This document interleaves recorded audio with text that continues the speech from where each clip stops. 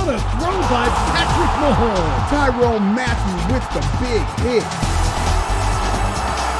Mostert out of nowhere. A perfect pass from Jimmy Garoppolo. The Chiefs, the 49ers, are big game bound. Hi, everybody. Welcome to Big Game Bound, coming to you live from Radio Row in sunny Miami, Florida. I'm Jack Doles, joined by my co-host Jarrett Payton. Jarrett, you went to the U here. Is it always this beautiful in Miami? It is always this beautiful. I mean, the opportunity to have sunshine, to have the palm trees, the beach right down the street from us here at the convention center. There's no better place to be or to play football than the University of Miami. Yeah, and Miami hosting the Super Bowl for the 11th time, the most of any city. Yeah, it's 'cause it's always sunny here. I mean, every once in a while, you know, the Bears were here playing the Colts, and it rained a little bit. The Bears should have ran the football and hopefully been in a better situation, but I'm going to stop talking because the man sitting right next to you, he is the man. Yeah. He is the man. Ron Rivera, head coach of the Washington Redskins. How you doing, sir? I'm doing great, Jared. I appreciate you and Jack having me on right now. Yeah, well, it's a pleasure to have you. And, you know, one of our featured topics, and we'll get right to it, Coach, is the coaching matchup. Andy Reid, the veteran wise Sooth, and then the upstart kid in Kyle Shanahan. Who do you like in this matchup? You know, the sentimental favorite for me is Andy. You know, Andy's one of the guys that helped give me my first real opportunity. He gave me my first position, and I got a chance to be with him for 5 seasons. A lot of things that I do, I copied from him. So that's the sentimental favorite. But when you look at the matchups, and this is a great question because Andy's going to try and find ways to create opportunities in space for his guys. You know, you think about what he wants to do with his running backs and spread them out and get them the ball up the middle or get them the ball around the edges. But then now you start talking about the tight ends running through the middle of the defense, trying to get that guy open. But then you look at the receivers, the talent they have. These are guys that if they can get the spacing, get the balls in their hand, they can create plays. Now you look at what Kyle does, and look at what Coach Shanahan wants to do with the 49ers. Okay, he's going to run the zone, inside zone, outside zone, zone cutbacks. Okay, he's going to try and stretch the defense, get them going sideways. Then all of a sudden now these guys are going sideways, go hard play action, redirection with the receivers cutting through the formation, through the zone, and now the quarterback can set up and throw the ball to guys coming to him. It could be an interesting matchup. It really is. I think it's a heck of a challenging chess match. I think it's going to go to the team that makes plays on the side of the ball nobody expects. Okay, so for me, I think it would be Kansas City's defense, and for 49ers, it's their offensive passing game. Well, you were talking about the coaching matchup. Let's talk about these quarterbacks, though, Coach. Oh, yes. You get a chance to break down quarterbacks, and you have for a long time.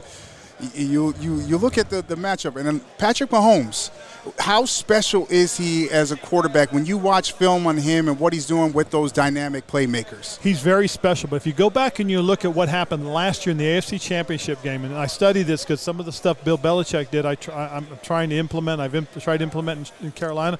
I want us to use some of those elements here in Washington. And what I liked about what they did was they attacked Patrick and kept him off balance. Never let him really set his feet, kept him on the move, trying to get him going to his opposite hand.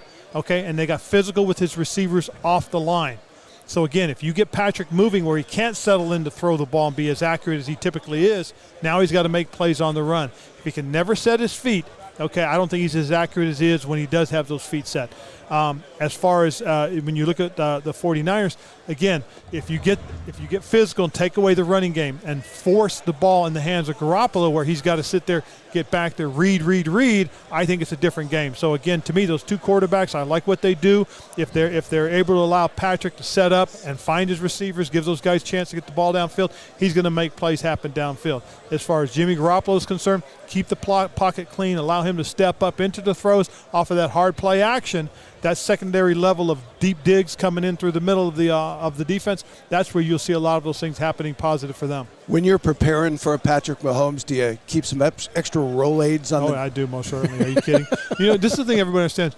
Patrick extends the play with his feet, but then he sets it and throws the ball downfield. That's where a lot of his plays come. When you look at big plays, explosive plays, which we've done as a staff in Washington, the biggest thing that we all talk about is how many of those big plays came off of extended plays. Okay, and it's really based on the quarterback. A lot of Patrick Mahomes' big plays come from when the plays get extended, okay, and big things happen. Jimbo Covert just walked by. Former Bear. We're Hall of Famer. We'll be talking to him. I look at how offenses have changed, though, Coach, and you've seen it. You've seen how they've changed, where it used to be you're running with the fullback. Teams aren't doing that anymore, and it's opening up for more of those explosive plays now. What's happened is, and that's a great example, is because people talk about there's no more fullbacks, there's no more blocking tight ends. And what's happening is they're spreading them out. They're creating that spacing, which allows guys like Christian McCaffrey to get the ball in their hands, Alvin Kamara to get their balls in their hands in space, okay, before tacklers. When you have a fullback in the game, everything gets compact, gets tightened up. You get a blocking tight in the game, everything gets packed in, tightened up, and that means it's further to run for to be able to come and make plays.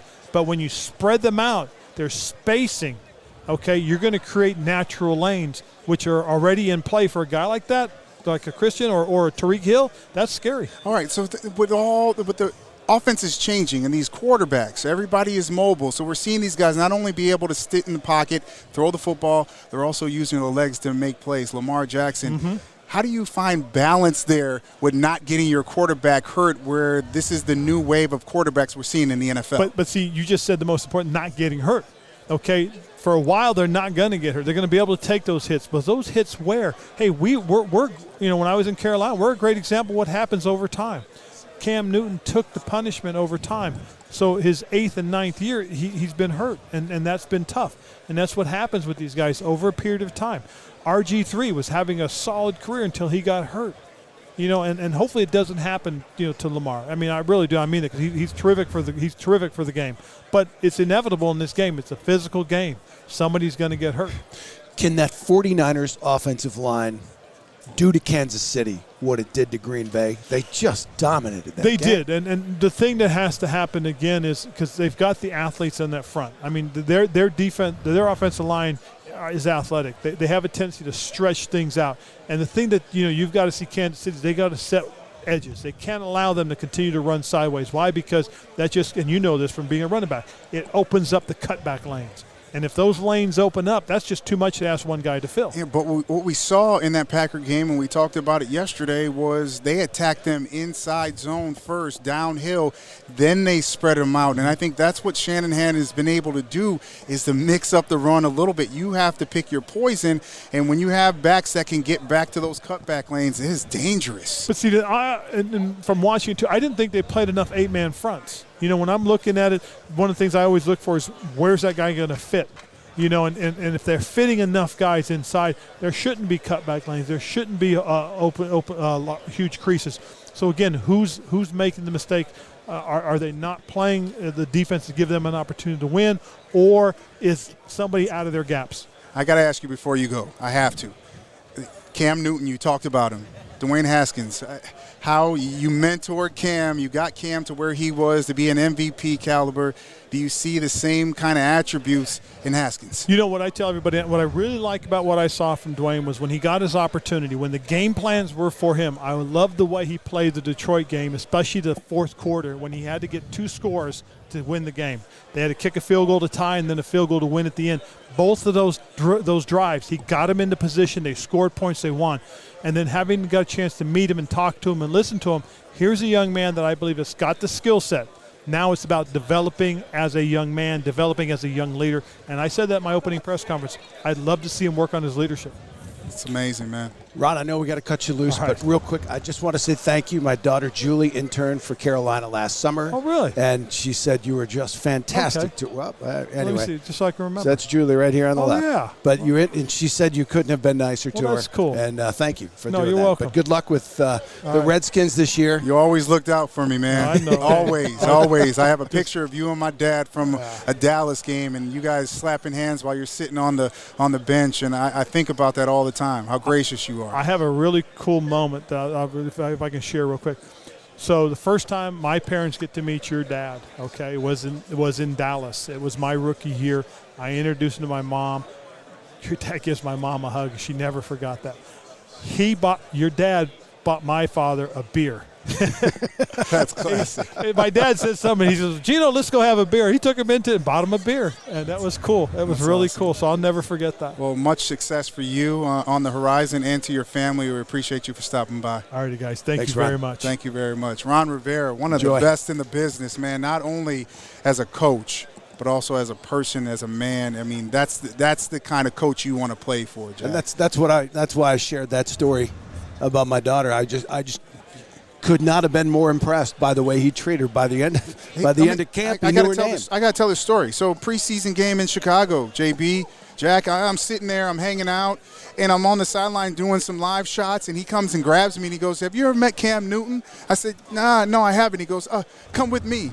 He wants me to walk on the field with him pre-game, and I'm like, I don't got credentials for this. I don't got credentials. Went over and talked to Cam Newton, and he said, you're with me. Don't worry about it. He is an unbelievable man. He's going to do special things for Washington. And I got to believe if you look at that shot, you're getting chills because there's two of your father's teammates. Yeah, I mean, I can't wait to talk to Jimbo when he sits down and everything that he has done, and now that he gets a chance to go into the Hall of Fame, rightfully so, and I look forward to sitting down and talking to him about that, man. You talk about that offensive line my father ran behind. Yeah. He was a big part of my dad's success. And this is the first one to get in, right? First one, and it doesn't make sense to me. If you got one of the best, the all-time leading rusher back in the day, to be able to have him, and you only have one guy, there was a lot of guys on that offensive line that were some big hogs, as they would say back in the day. It's an injustice, Jared. I'm telling you, it's an injustice. So I'm excited to see Jimbo Covert. That was a team I grew up, watched as Bear fan, and it was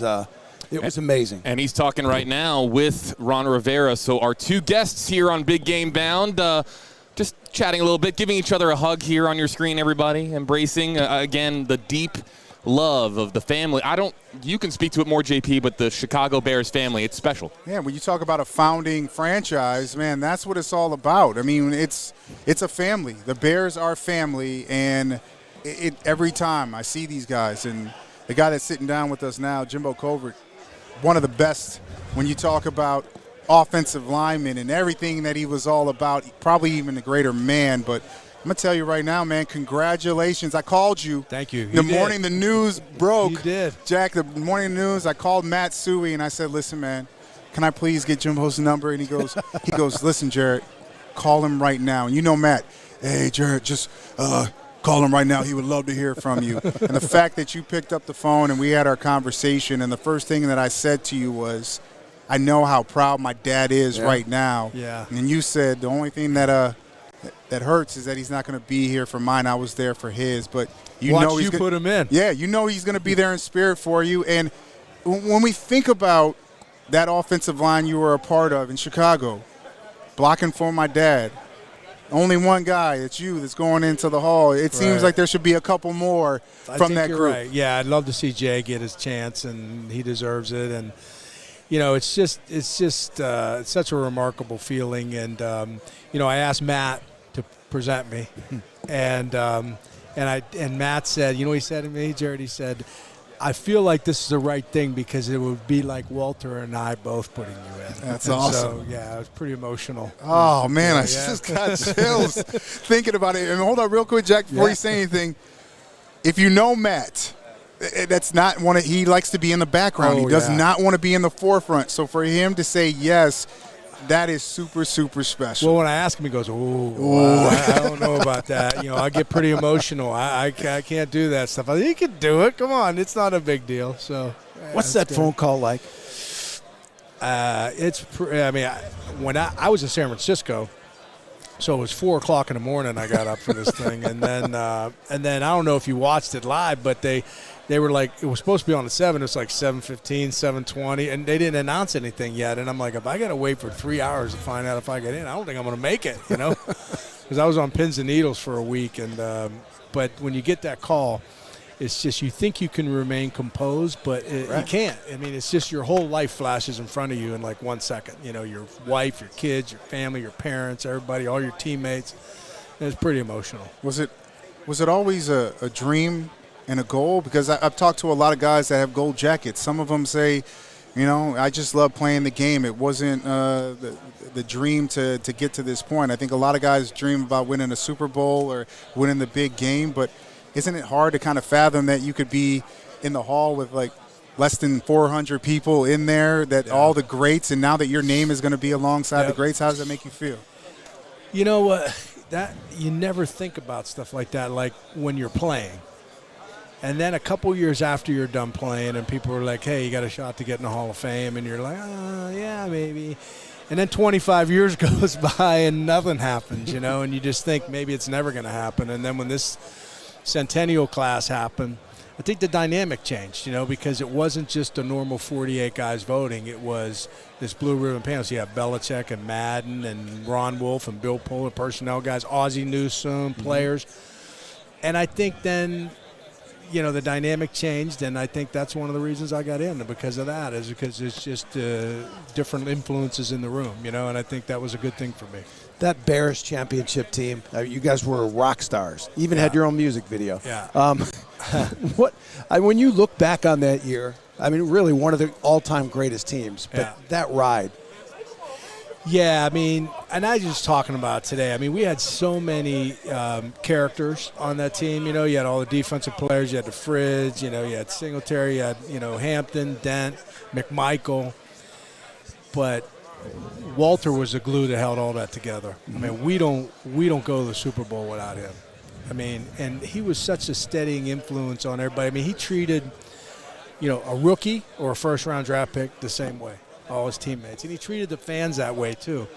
And I was lucky because, you know, Matt and Walter were best friends, and so back in the day, nobody got a single room. The only one who got a single room was your dad. And so, but his room was always next to ours with the door open, you know, so he was always in my room, and he'd jump on me in the mornings, good morning, sunshine, time to go play some football. That is so awesome. I wish I was old enough to be around, like 15, 16, 17, if I was a little bit older, to understand the magnitude of that ball club, because it was so special. And I, you know, covering teams now in Chicago, the Cubs in 16, I understand that. But everybody says that 85 was special. It was just different. And you guys were doing it a little bit differently. Yeah. I went to the London game, and I was watching the team come out, and everybody's like, this was totally different in 85. I said, what do you mean? People were calling people on payphones, and there was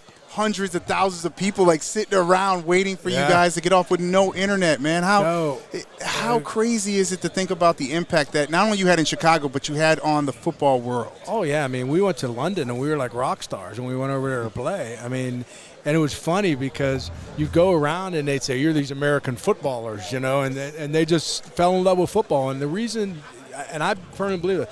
The reason you see games in London and Mexico City is because of the 1985 Chicago Bears, because it just popularized football around the world. So I've got to ask one question that I know he's going to be way too humble, because he's got that Peyton humbleness. But I was, as a Bear fan, incensed, little ticked, that it was the Fridge that scored that touchdown and not Walter Payton in the Super Bowl. Yeah. How about you guys in the locker room? Was that one of those things you would have loved to given him?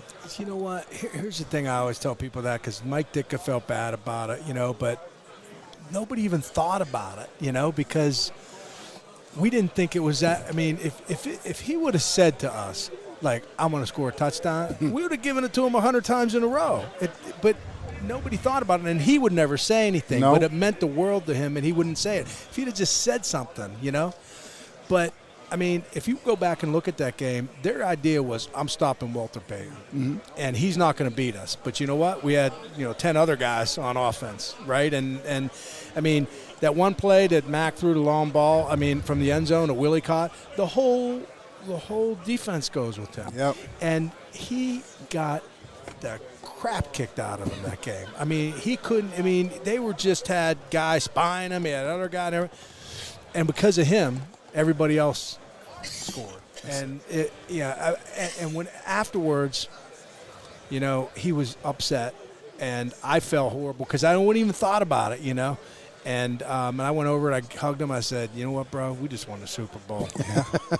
It took him a couple of days to get over it. He had his feelings hurt pretty bad, and everybody felt bad about it after the fact. But if we would have known about it, it would have been a different story. But that doesn't define him at all.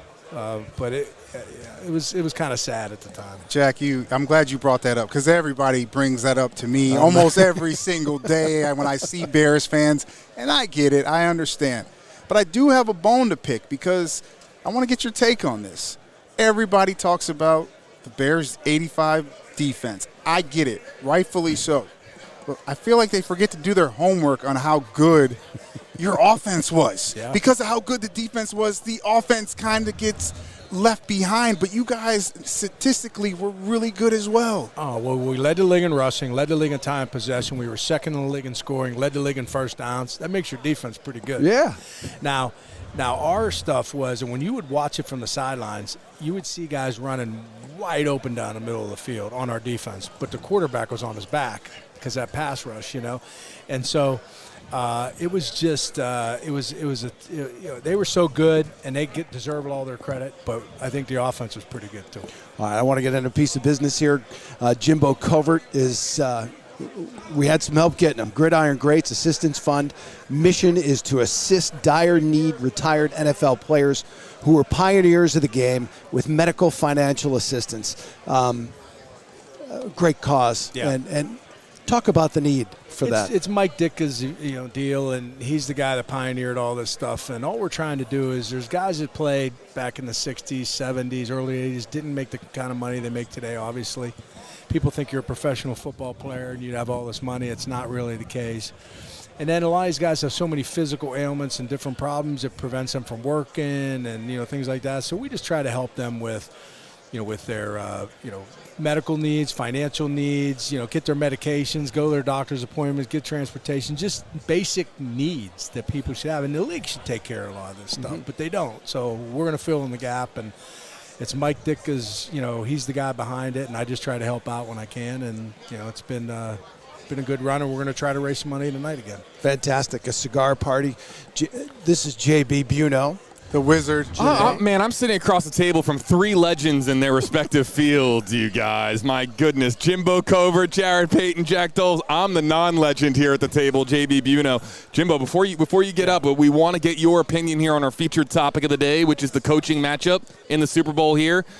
Big game bound. We have, of course, our Twitter poll that is active. Andy Reid versus Kyle Shanahan. We asked on Twitter, which head coach would you rather have leading your team this Sunday? Not the better head coach, but which head coach would you rather have this Sunday? 2/3 of you picking Andy Reid, 67%. Kyle Shanahan getting 33%. So your thoughts on the coaching matchup, Mr. Covert? Yeah, I would probably go with that as well because he's been there before, and I think he's has a lot of experience. So I think that's important. This game's coming down to this is like an 85 Bear deal. This is coming down to the team that controls the football, right?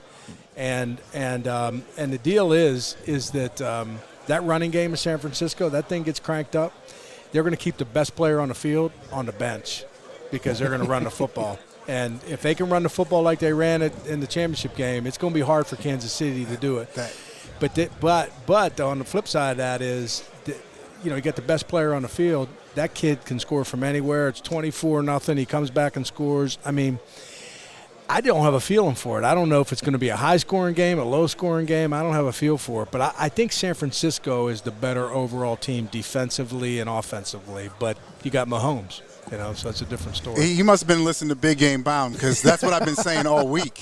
I mean, it's tough. You have the best player on the field who can score at will, and it doesn't matter how much he's down. But you got a balanced team with San Fran. If they can figure out a way to get that running game going, it doesn't matter how good your quarterback is. If he's off the field and you're controlling the clock and controlling the game on the ground, it gives you an opportunity to win. But when you get into that red zone, you got to be able to put up points, and that's the thing. In Kansas City, all season long, we see them put up points. They've had issues in the red zone, so that's going to be something to watch as well as this game unfolds on Sunday. Yep, I agree with that. That 49er offensive line just road graded Green Bay, which I'm sure you enjoyed. Fun to watch. What we talked to Randy Grimes the other day, and just as an offensive lineman, and I'm sure I probably know the answer to this, but do you like pass blocking or run blocking better? No, I'd rather have a lot of weight forward. I remember when it was funny in college.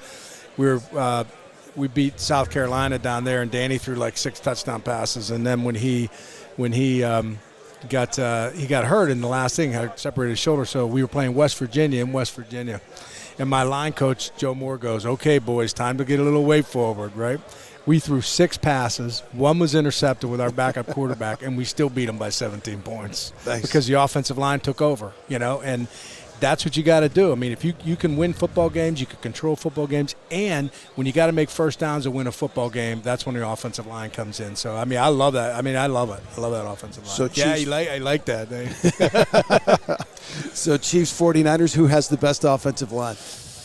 Well, I think the 49ers are running the football incredibly well. The Chiefs are better pass-blocking offensive line. So, I mean, I think they're pretty even on some of that stuff. I like the 49ers line. Let's talk about this little picture here. Oh, you like that? That was leading the way. That was a touchdown. That was called toss 28 angle, and that was against the Oakland Raiders, and he scored on that play right there. Holding the football like a loaf of bread. Of Did you ever tell him to tuck that thing away? I'm not saying anything to Walter Payton about carrying the football. I'm not the guy giving advice on that. Oh man, it had to be nice having a guy like you in front, man. I mean, just thinking about that, that's awesome. I had a question because I never asked my dad this. Did he ever take care of you? Did he get you watches? Anything like shotguns. that? This guy.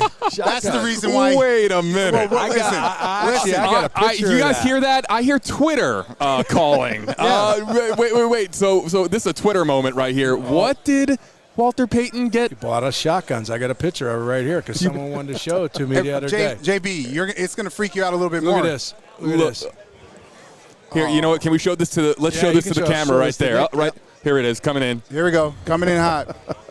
See it? Wow. So what kind of shotgun is that? That's a name inscribed. That's a Browning B80. So it says presented Jimbo Covert from your teammate Walter Payton, and on the other side it says thanks for leading the way, NFL all-time rushing leader. Yeah, man. See how cool is that? You just got a Twitter moment. What's up, Twitter? Pretty awesome. What's up, Twitter? That's pretty awesome. Wow, that is a gun purchased by Walter Payton for Jimbo Covert. And there's only like Walt has it, and then Matt, and I think Calvin, and the offensive line. There's only like 10 of them. I'm telling you, man. You didn't know. Just another Twitter moment.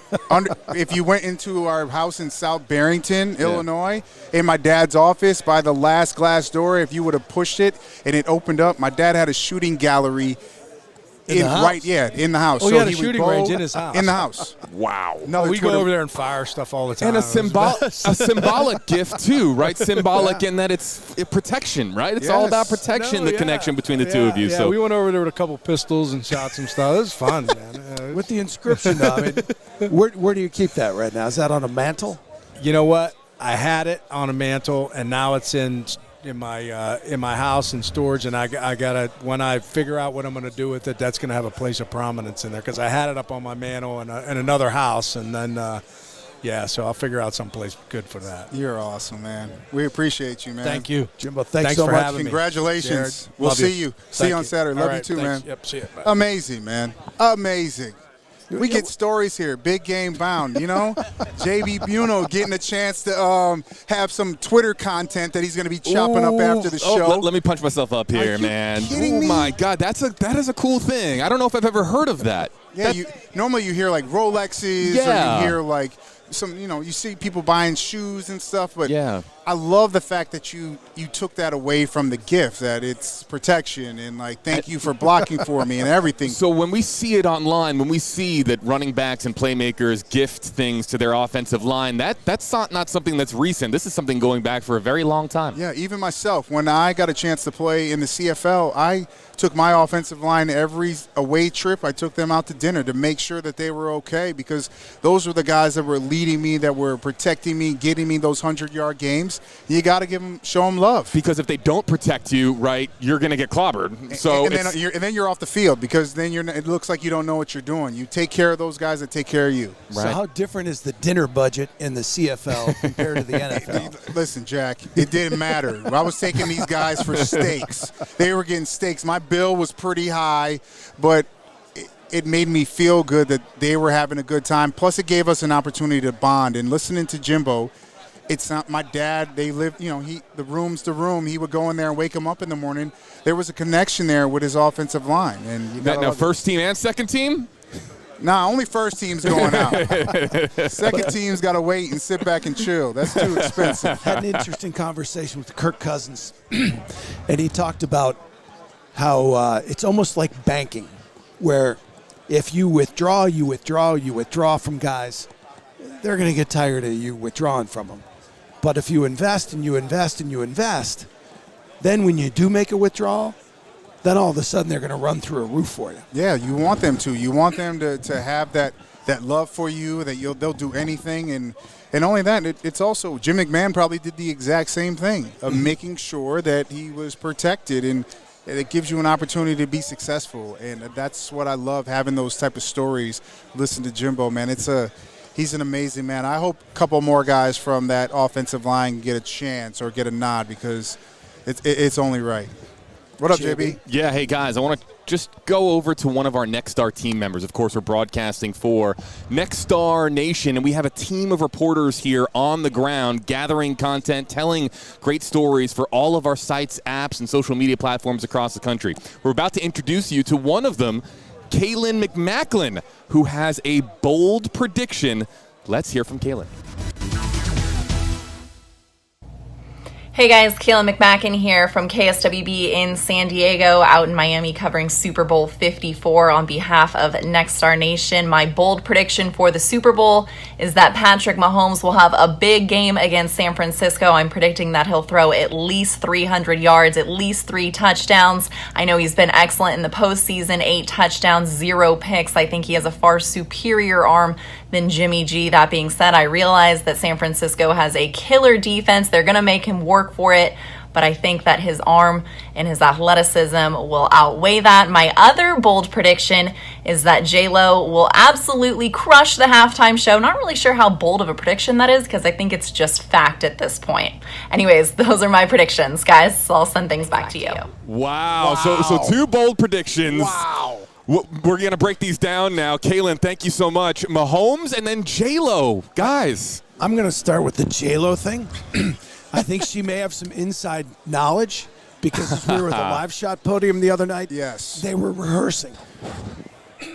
But I got this, though. The J-Lo thing, that's a foregone conclusion. Anything that J-Lo does, Jenny from the block, it's always good. She said it. That wasn't that bold of a prediction, but I can tell you, too, that Shakira sounded really good, and I think her hips were telling the truth. Ooh. Jack, I'm going to let you know something. If you ever saw my hips move, listen, Shakira's got nothing on me. Can we get a close-up shot of Jarrett's hips here? Let's see it. Come on, Jarrett. Twitter. Hey there, Twitter. What's going on? Jarrett Payton. I don't know if he's salsaing or tangling. But that's all you get. But she had another bold prediction. I mean, ooh, Mahomes. Let's talk about that guy. I'm speechless at some points when I watch this man play, because of how locked in he is. And if you would have told me he would be this superior right now when he left out of Texas Tech, I would have told you you're crazy. I saw that he had the arm strength. I just didn't know because of the offense. I didn't know if it was all smoke and mirrors.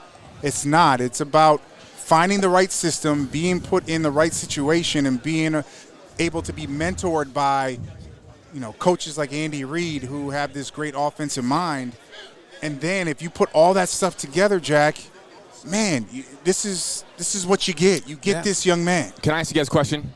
Has Mahomes faced a defense as potent as San Francisco's, dealing with guys like Nick Bosa in the front? You have Richard Sherman locking down one section of the field. I mean, this is a really good defense. And what do defenses do, Jarrett? They win championships. What will Mahomes be as dominant as people here on Radio Row are saying he's going to be, knowing that San Francisco is as good as they are?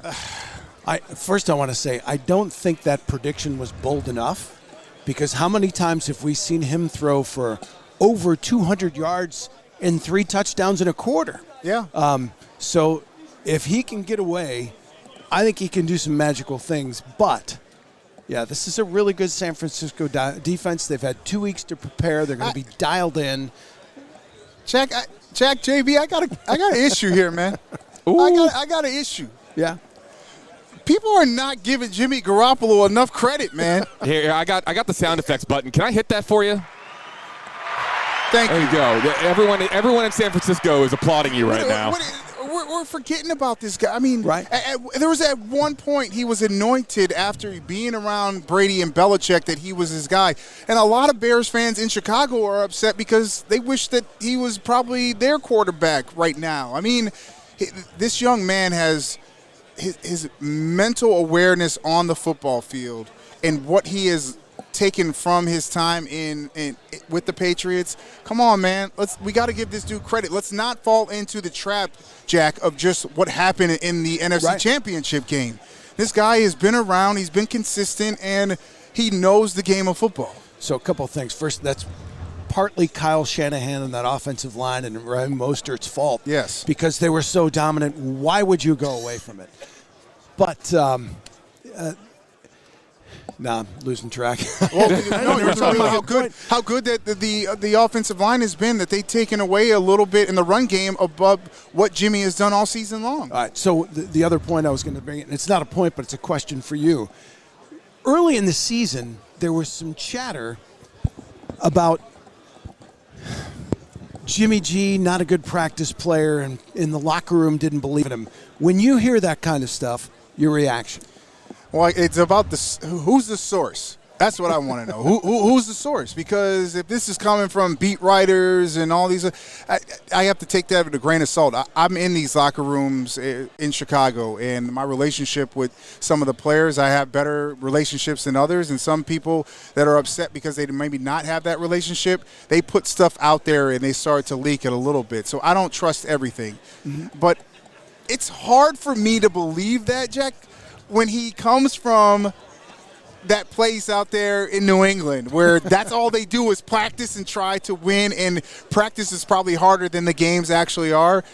I have a hard time believing that he would do that and be that type of guy coming from Bill Belichick and being in that system. That to me just doesn't add up. It doesn't. And I haven't seen that in a game, except for maybe a preseason game when he looked lost. Yeah. But and he was also coming off an injury. Yeah. But boy, he is just, when called upon and when he's doing his thing, he's been great. You got Mahomes. Mahomes is the next guy, right? Because you see it in marketing and all that stuff. It's Aaron Rodgers, and then at one point he was on one of those State Farm commercials. He wasn't even saying anything, but you're like, it's Mahomes. Then they add him into the next commercial, JB. He's talking a little bit more. He's next to take over. Look at this guy right here on your screen, ladies and gentlemen.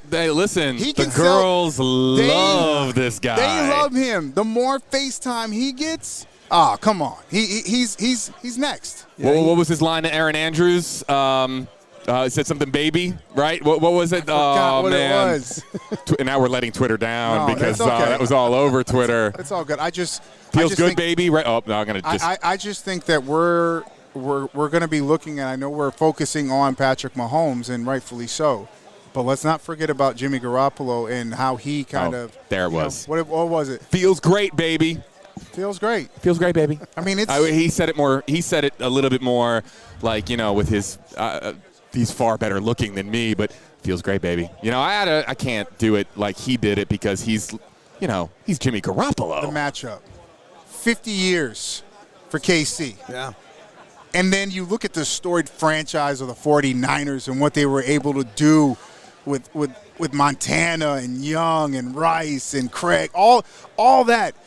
This is setting up to be one of those historic matchups, I'm hoping. I hope it's close. I hope it's not high scoring. I hope it's a knockdown, drag them out. And I know people at home, Jack, they want to see the high-flying offenses. I hope it's defense-oriented where it comes down to like a field goal. Let's go back to the traditional old-school football. Let's talk about that for a second because Jimbo brought it up, and then my mind started thinking a little bit about it. I'm thinking to myself, what kind of game are we really going? How high is it going to be? A high-scoring game, a low-scoring game? Jack, have you kind of put it through the paces in your head as to what we're going to see? The score in my head is 27-24. Ooh, you have a score ready to go. That's high scores. It's Thursday, and you got your score ready to go. 27-24 San Francisco. You better Okay. hold to that, man. It's funny because right before we started, I had a conversation with Bears wide receiver Allen Robinson, and he said he didn't think it's going to be high scoring.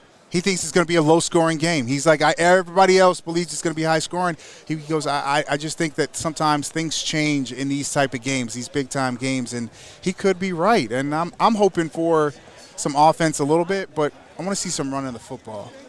Oh, you're going to see it. I don't think they're going to have Jimmy Garoppolo throw 40 times unless Mahomes goes off in that first quarter, and he has to. Jack, if you're putting 8-9 men in the box, and you stop the run, it might be put on Jimmy Garoppolo's shoulders to be able to bring this thing home if they're going to hoist the Lombardi Trophy. I mean, it could come down to that. But that's why I love these matchups. And you got two great head coaches who are on their way, and they're going to kind of be game planning back and forth. And I can't wait to see the chess match. How would you like to be Patrick Mahomes right now? You got a contract coming up, and you're going to strike it rich. Now you're on the Super Bowl stage. You know, we're starting to see more and more of him in commercials. He's got an MVP already. Yeah, he's already got the MVP. But, I mean, he should be cashing in on so many different fronts. Well, you know what? It's probably a good thing. It's probably a good thing that he's not right now. Because think about it. You and I talked day one on Monday. Who are we talking about? We're talking about Baker Mayfield. He's already got all the JB. He's got every single commercial already, and he's not winning anything. Right. Yep. He's not winning anything. Yep. But Started. I don't know. I was getting sick of seeing Baker towards the end of the season when he wasn't relevant. Right? Yeah. Was that just me? He's not relevant. He wasn't relevant. And I think that takes away sometimes of being mentally focused and locked into what you have to do. And at that position, if you're not locked in, you're just like everybody else. Let's answer this. This is going to be another Twitter clip because I'm dying to get your perspectives on this. You see the text that I just updated there on the top of your screen. There's been some chatter that Patrick Mahomes should go the Tom Brady route financially. And what I mean by that is that not seek max dollar and instead seek perhaps a little bit of a lower paycheck so that the team can afford the other assets to make them successful, the Kansas City Chiefs successful, and build a dynasty. Dynasty building decision, potentially, with Patrick Mahomes taking less money. What do you guys think? Let me just answer that with a question, and then, Jarrett, I'm going to give it to you. Because giving away money is not... Right. So here's my question to the fans that are on Twitter and throwing that out there. How many of you would turn down maximum dollars and say, no, why don't you give the rest of the, I know you're willing to give me $1 million, but give $500,000 of that to my coworkers. But how many would do that? Okay, but then how much money, if he becomes the biggest star in the NFL, he might already be the biggest star in the NFL, how much money is he making in endorsements and earning the same amount of cash he would be earning if it was for maximum dollar on the Kansas City Chiefs payroll? It's true. That's true. So look at Tom Brady. He is going to go down as perhaps the greatest player ever. I know. And it's because he had a lot of pieces around him. Yeah, but let me ask you, how does that make other players around the league feel when one of the biggest names is leaving money on the table? Well, that right there is that. Not everybody is like that. I think everybody's situation is a little bit different, and he's got Giselle. Yeah, he's got Giselle, who was making at some time more money than he was. So yeah, you could take a little bit of a pay cut. We're still good. Does Mahomes have a supermodel girlfriend that we're just not aware of? He does have a girlfriend. He does have a girlfriend. She's been on social media a lot during these the postseason. And you'll probably, once you Google it, you'll see it, JB. Yeah, it's there. Yeah, it's there. Yep. But I would say you got to take your money if it's there. You got to take as much as you can get in this game because guess what? It's not guaranteed. You're guaranteed your signing bonus. This is not baseball. This is not the NBA. And in football, you have to take it. I would not, if I was him, yes, you want to be able to take care of everybody else. You want to build dynasties. That is all good. But you also got to think about yourself as well. So I would have a hard time stepping away from all that cash just to say, hey, guys, let me give it to some of my guys over here. Yeah, I just know I've heard some players in the past where, he's on my team, and I love the fact he's doing that because now we got a shot at a championship. But across the league, when a guy leaves money on the table, then he's almost taking money away from the level of what somebody can earn. JB, before you go to what you got to go to. Yeah, because I know you get injured, then you might not ever have a chance to get that big-time contract ever again. Yep, State Farm doesn't want to put a guy on crutches in a commercial. No, they're staying away from that. Yep, guys, it's that time. It is that time, everybody. 1:45. You see it there at the bottom of your screen. Everybody, it's time for today's Team Focus. It is a team that we have been looking forward to all week long. Let's do it.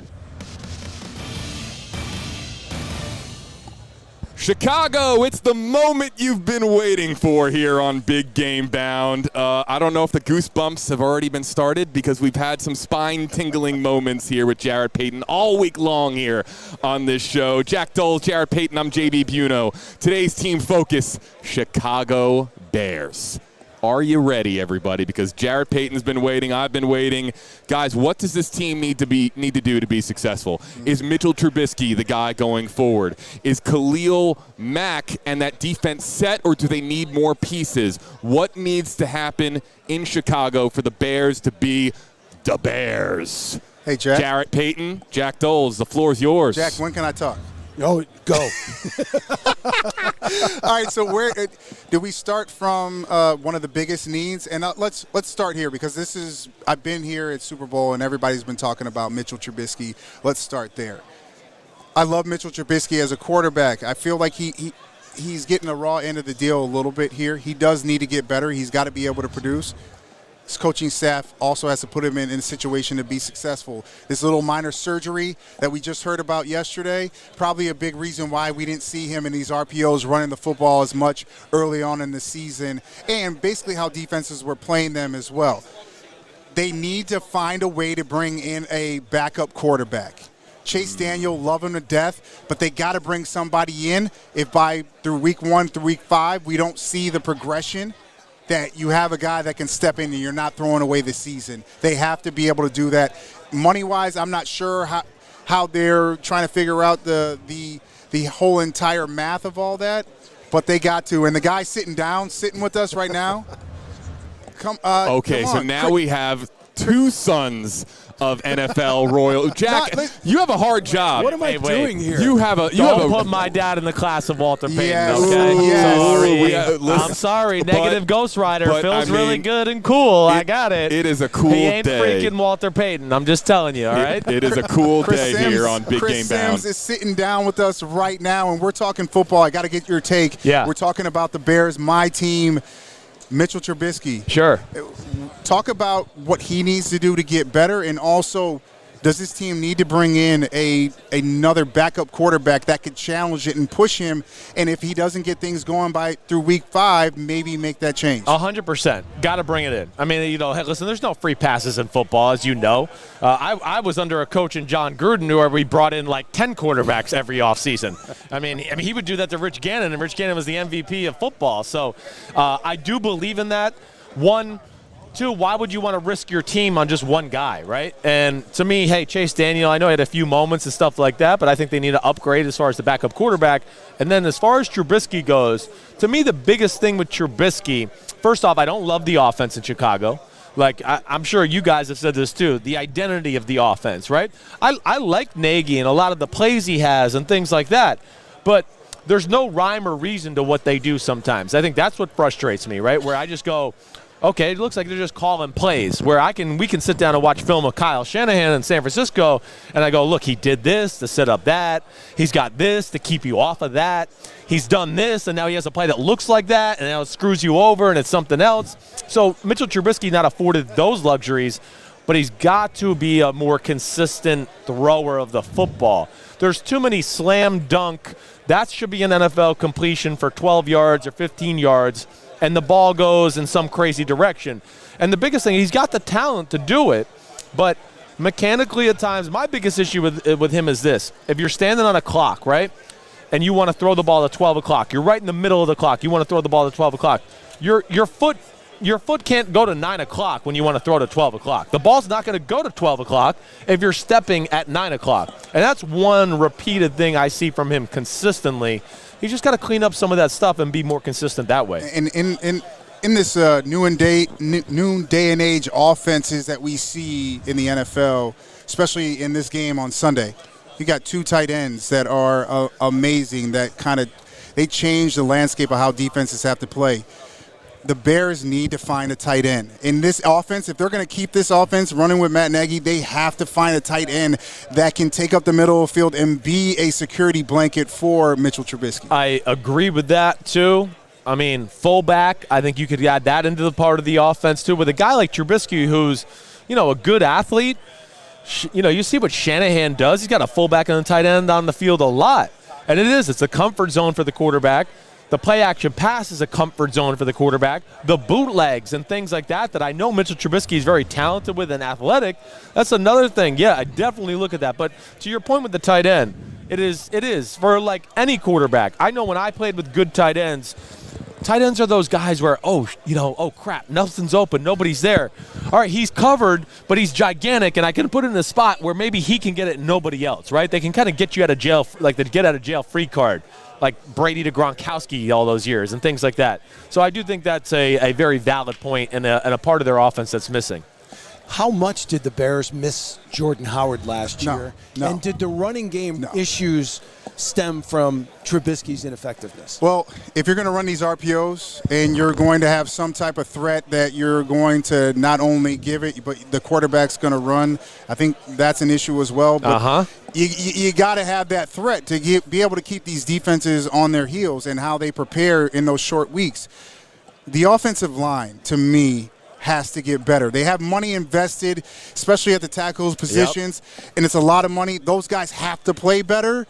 But also, too, you got to commit to the run. And Nagy hasn't shown that he wants to commit to the run. Jordan Howard and I are good friends. Love him to death. I'm glad that he went to Philly and had an opportunity to be there. But if you got a kid like David Montgomery that they got out of Iowa State, this young man shows you all I need to do is get to the second level. He wasn't able to do that to be able to show his talents because they weren't committing to the run. If they commit to the run, figure out a way to get this offensive line better, that will take pressure off their quarterback. 100%. It goes back to the identity situation a little bit, and you are right. Anytime you look at a team, one of the first things I always look at is where's the assets? Where's the money? And if the money and the assets aren't delivering, more times than not, your team's not doing well. And be like Kansas City and be like, well, Tyreek and Mahomes and Kelsey aren't doing good. They're not doing good this year. Why? Well, because all their money is in that basket, and it's not coming through for them that way. So the offensive line was underwhelming.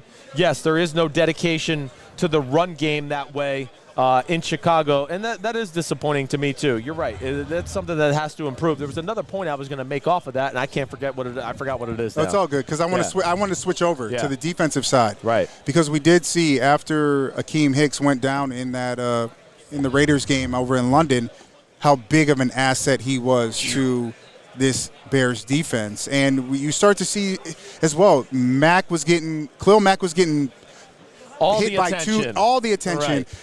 And then you had Leonard Floyd on the other side who wasn't able to make the plays that you hoped. I saw him get better in dropping back in coverage, but what they needed for him to do was get to the quarterback. Right. So now that they got to figure out how to take some pressure off of Mack, and what we saw without Akeem Hicks, these teams are running the ball at Mack, and if they're running the ball at Mack, that means he's not able to rush to the quarterback. Probably means you're down a couple touchdowns because they're trying to control the clock and control the game on the ground.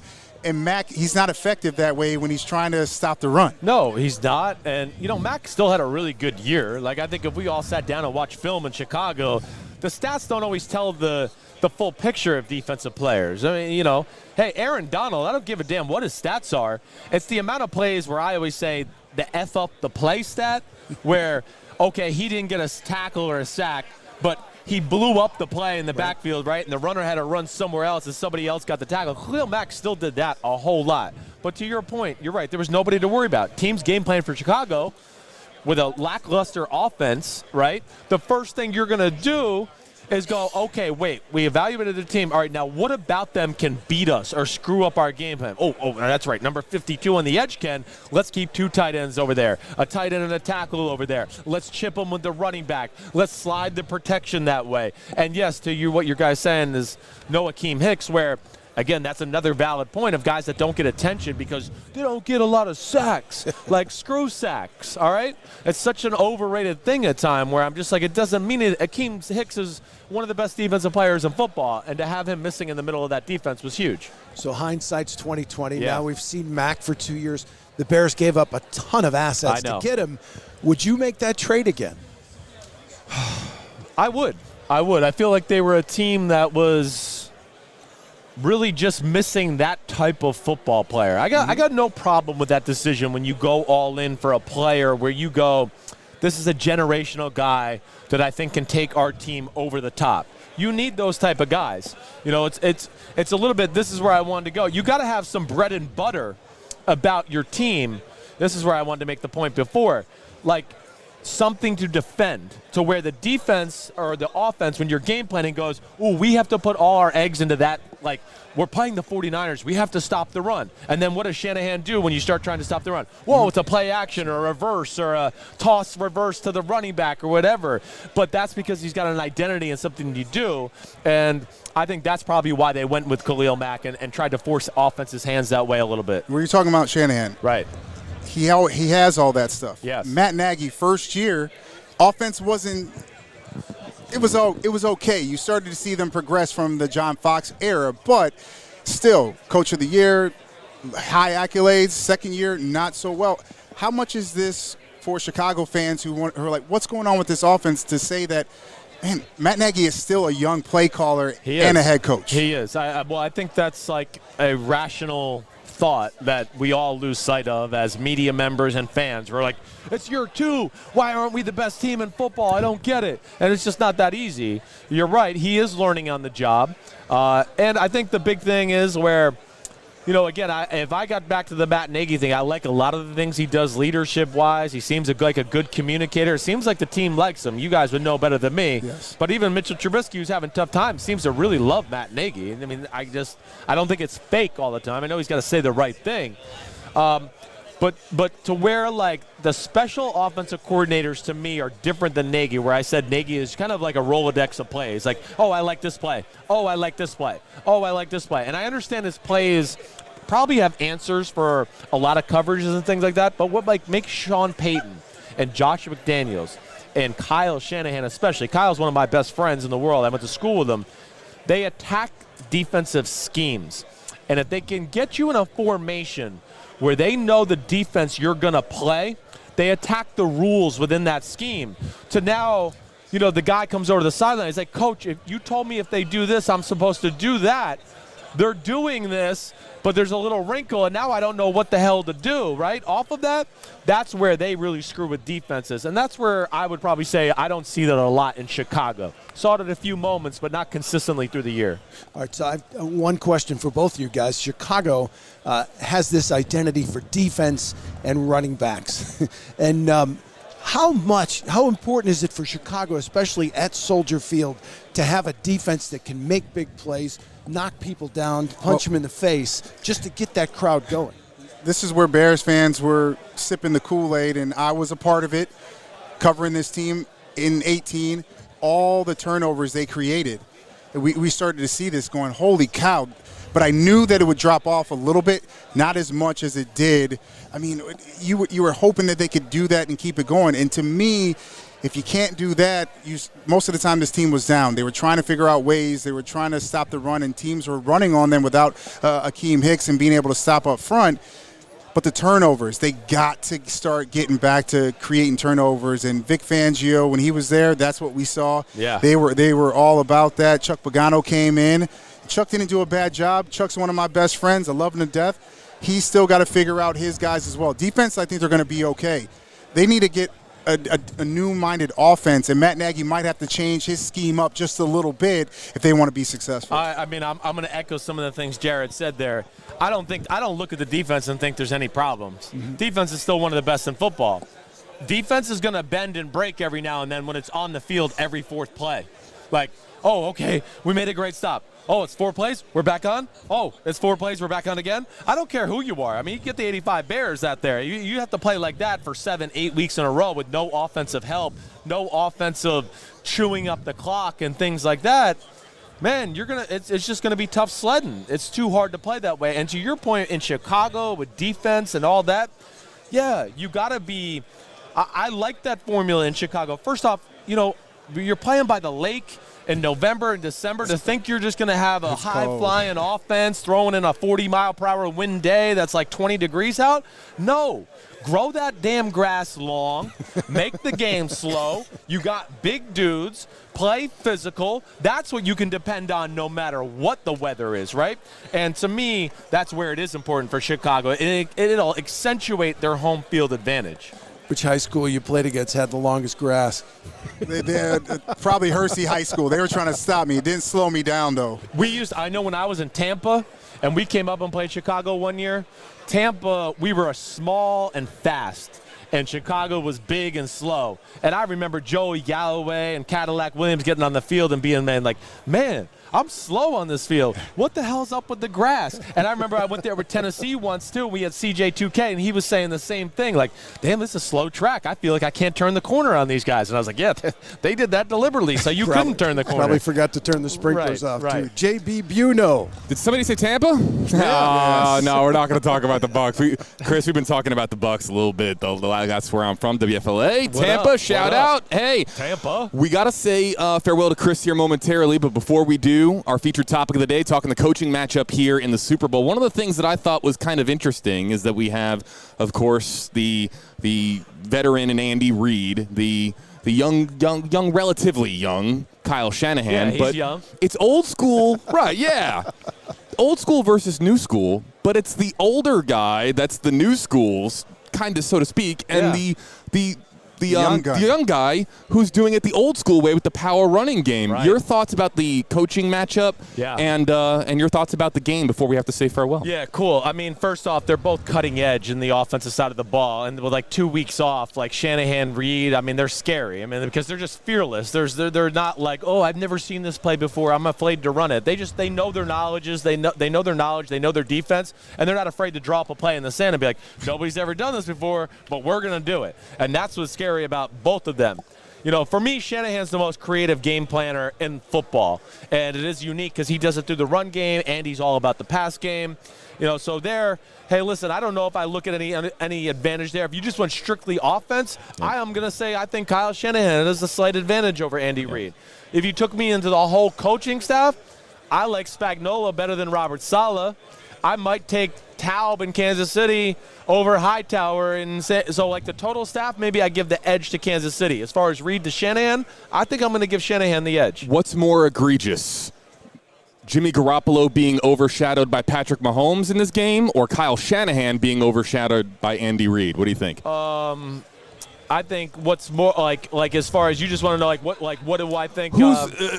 It's unfair. A lot of people in San Francisco feel like it's unfair that Andy Reid is getting so much love this week, and that Patrick Mahomes is the shiny new toy in the NFL. Right. Who's not getting enough credit? Is it Jimmy Garoppolo, or is it Kyle Shanahan for what they've done for the Niners? I would say Shanahan. I mean, everything about the 49ers is Shanahan. He's got final power on the personnel. He's the GM. He's everything, and that's no disrespect to John Lynch. I know he's definitely involved in making decisions as well. But just knowing Kyle, his vision for the team, everything they do, the way he goes about game planning, to me, I think Kyle is one of the best in the business. I understand Jimmy G, like, he's getting a little too disrespected, but I understand him getting, like, the short straw. Mahomes is the best player in football. Like, he's freaking amazing. You just saw him play 2 playoff games where it was like, hey, guys, we're not playing good. Don't worry. Jump on my back. I got us. I'll float around. I'll make runs. I'll throw lasers. So I get that one. The Reid Shanahan one, to me, I would throw the challenge flag on that. Did you see this in Kyle in college? Did you have a feeling that this was what he'd become? I mean, to this extent, I can't say that I was like in college going, oh, he's going to be a Super Bowl coach at the age of 40. Now, I knew he was going to be a coach. I was in Tampa with him, too. He was the quality control guy there when I was the quarterback. And this is, to me, where Shanahan went to the next level, and I went, ooh, Kyle is going to be special, because he would sit in the defensive meeting room with Monty Kiffin, Mike Tomlin, Rod Marinelli, Joe Barry, Gus Bradley. We had like this unreal defensive staff. I know. And he would sit in the back of the room and listen to them install the defense, and he really learned how the defense is coached, and that's the genius of him. And then he went to Houston with Arian Foster and Andre Johnson. Everybody gave Kubiak the credit. And then he went to the Washington, and everybody gave his dad the credit. And I want to be like, what? Like, Kyle's the offensive play caller. Why is everybody talking about these other guys? So it was around then I went, like the Houston years, I went, man, Kyle's ability to game plan and just expose people is off the charts. And that's when I knew, like, man, if he ever gets a chance, watch out. So how quickly does that coaching tree grow? Oh, I mean, you know, people can say what they want. I don't like. I feel like people don't put McVay in his coaching tree. Like, for some reason, he's under Gruden because he was there as a quality control. Like, McVay learned most of his offense from Shanahan. LaFleur is from Shanahan. And I think, yes, you're going to continue to see, like Rich Scangrello, who was the OC at Denver this year, right? He's a Shanahan guy. I think it's just going to continue and continue because Kyle's on the cutting edge, and he's like Belichick where he refuses to stop evolving. He's going to stay cutting edge and continue to push himself. Appreciate you, man. Yeah, thanks for having me. You're one of the best in the biz. Thanks, bro. Chris Sims, this is my guy right here. Appreciate it. Man, it's been an unbelievable day. Yeah. Yeah, man. I don't even with Ron Rivera.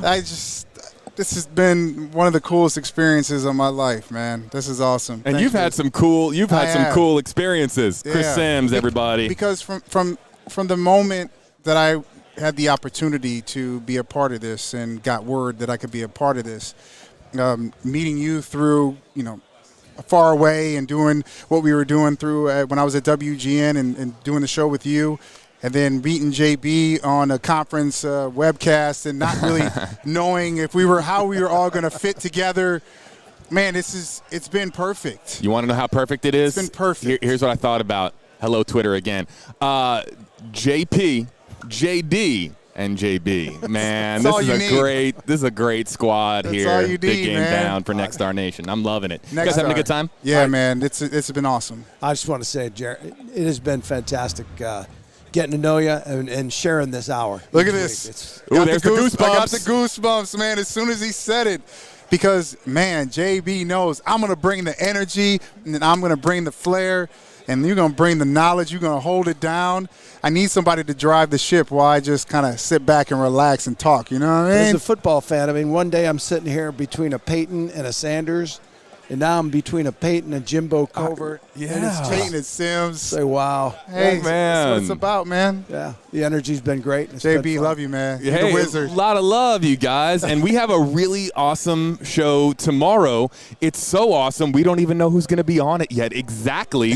But Radio Row, let's show Radio Row here. Nick is going to give us a little bit of a brief tour as we take a look here at just some of the action. Do you guys remember this on Monday? Yes. How dead it was here? Yeah. Look at it now. Yeah, we could be at any table we wanted to. That's not happening anymore. No, we had tables to choose from, but now it's getting tighter. It's getting more packed, more names, more faces. Guys, what do we have to look forward to tomorrow and then into Saturday and Sunday when we move the show to the Hard Rock Stadium? So Jarrett's got to hang out with the commissioner, so we lose him. Yeah, I'm sorry. Rick, you can bring these down. I know we're getting the wrap on the stuff from the NFL, but so Chris Hagan from Indianapolis is going to join us. He's going to become our co-host. And who are some of our guests, JB? I'll still be working some guests. Don't let them know anything yet. We've got Bill Romanowski coming too. Yes. I believe that Bill Romanowski. We'll work on some more. We got some more. It's all about walking and talking around here in Radio Row. And flashing that Jarrett Payton smile, man.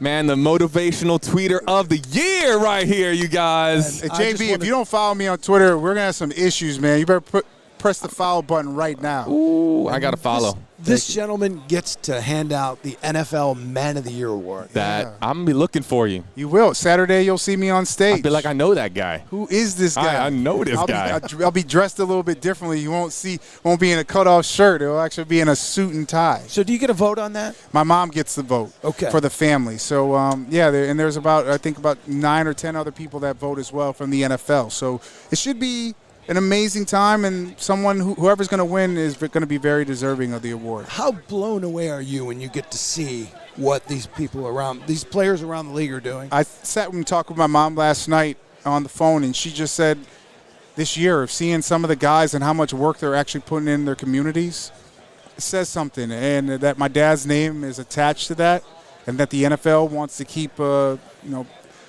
magnifying it. Yeah. That right there is special for our family. We look forward to this every single year. And now sprinkling in Big Game Bound, I don't know. I mean, Super Bowl is like going to be what I'm waiting for next year already. Like right after the game, I'm going to be calling JB and be like, what are we doing next year? Yeah, and the NFL's celebrating 100 years. Mm-hmm. Hopefully in 200 years we still see that Walter Payton Oh, yes. on that jersey. You and I won't be there. Yeah. No, we won't. No, we won't be there. But Walter Payton will. Man, it's been fun to hang out with you guys. I can't even put into words how much fun it's really been as I just make a couple of final changes before we call it a wrap. Any other final thoughts here, you guys, before we say farewell for this Thursday edition of Big Game Bound? No, just remember, Jack said 27-24, his final score. score. Oh, yeah, mark it down. Mark it down out there. If you're out there, mark it down. I'm not giving you my score. I'll tweet it to you, JB. Don't go to Vegas. I'm gonna give some Twitter love to Austin Kellerman, who's been so instrumental in helping me out. Everybody. Oh wait, I'm not on camera. Now I can do it. Austin Kellerman over there at Next Star Nation. I know that he is watching right now. Big thanks to Austin. A lot of folks that are helping out right now. I'm rapping like we don't have more shows this week, but everybody, we got more shows Friday, Saturday, Sunday. It's coming your way. Anything else, you guys? We done here from Radio Row for today? Yes, we are. I think we went a little bit over our allotted time, but that's because we're having so much fun here on Big Game Bound, everybody. The show continues tomorrow. We have a new co-host. Not going to give it away. We're going to have a drum roll. We're going to have a new co-host sitting down in JP's position. Jack Doles will be back. I'll be here. A lot more guests coming your way right here on the app, website, or social media platform of your choice, wherever you're watching from. We're broadcasting to Next Star Nation, coast to coast, 197 television stations in 115 markets. Would you believe it? Everybody, we're back on Big Game Bound 23 or so hours from now. For Jarrett Payton, Jack Doles, I am JB Buno. Let's hit that button, everybody. We'll see you next time.